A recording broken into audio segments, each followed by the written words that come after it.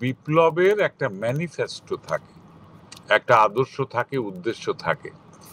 এই বিপ্লবের কোনো আদর্শ উদ্দেশ্য ছিল না বলেই আজকে এই মব সংগঠিত হয়ে যে যার মতো করে একটা ম্যানিফেস্টো দিতে চাচ্ছে, যেখানে আমি মৌলবাদী ধর্মীয়, স্পেশালি ইসলামিক মৌলবাদী যারা ধর্মীয় বিশ্বাসী, তারা যেহেতু ইসলাম ধর্মটা একটা স্টাবলিশ মানে ধর্ম, পৃথিবীতে বিভিন্ন অনেক দেশ, মানে 1 বিলিয়নের উপরে মুসলমান রয়েছেন পৃথিবীতে, তো তারা এটাকেই ম্যানিফেস্টো হিসাবে স্টাবলিশ করার চেষ্টা করছে বাই মব জাস্টিস।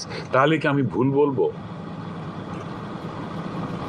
এটা অতি সরলীকরণ বলা যায়, তবে বিষয় যেটি তার ম্যানিফেস্টেশন নানান রকম ভাবে আমরা লক্ষ্য করছি, এবং সেই জন্যই আমাদের Nobel laureate professor Mahmud Yunus সরকার প্রধান, মাননীয় প্রধান উপদেষ্টা, তিনি রিসেট বাটন পুশ করার কথা বলছেন।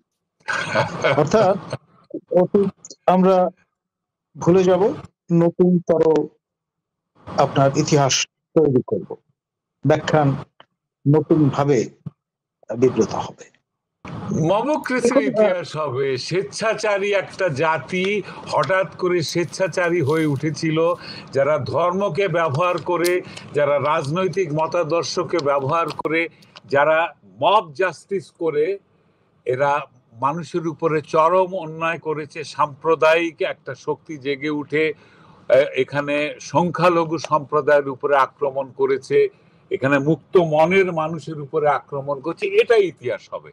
একটা একটা একটা অদ্ভুত অক্সিমরন শব্দ। ইতিহাস তো রচনা করা যায় না।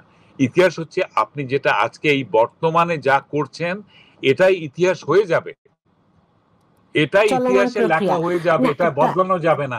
কাজে ওই যে রিসেট বাটন বলেছেন প্রফেসর ইউনূস, অত্যন্ত বিরক্ত হয়ে বলেছেন। অবশ্য আমি কি বলে ওয়াশিংটনের ওনার সেই সাক্ষাৎকারে আমি লাইভ দেখছিলাম, সেখানে উনি বিরক্ত হয়েছেন কেন তিনি যে বিপ্লব ঘটিয়েছেন সেটার কথা না জিজ্ঞেস করে সে স্বাধীনতা মুক্তিযুদ্ধের কথা জিজ্ঞেস করছে। ওই প্রজ্ঞাবান ভয়েস অফ আমেরিকার যে উপস্থাপক অধ্যাপক আনিস, আমার বন্ধু মানুষ, আমি জানি সে কত গভীর পড়াশোনা তার, সে কিন্তু অত্যন্ত পোলাইট ভাবে তাকে মেপে নিচ্ছিল যে তিনি কোন মতবাদ বা কোন ধরনের মানসিকতা ধারণ করেন, এবং সেটা তার ওই একটা প্রশ্নে স্ন্যাপ করার সঙ্গে সঙ্গে স্পষ্ট হয়ে গেছে। উনি রিসেট বাটন, এর আগে রিসেট বাটন শব্দটা তিনি ব্যবহার করেননি কোথাও, ওইখানে মুখ থেকে বেরিয়ে গেছে এই কারণে উনি সংক্ষেপে বোঝাতে চেয়েছেন যে আগে যা ইতিহাসে যা ঘটেছে ইতিহাসে ইরেজ। তো আপনি যদি স্যার ইতিহাসই লিখতে এসেছেন, তাহলে ইতিহাসকে ইরেজ করে দিয়ে আপনি কেন লিখবেন? আপনি নতুন কাগজে লেখেন না, পুরনো কাগজগুলো এই ইরেজার দিয়ে ঘষে তুলে সেখানে কেন আপনাকে লিখতে হবে?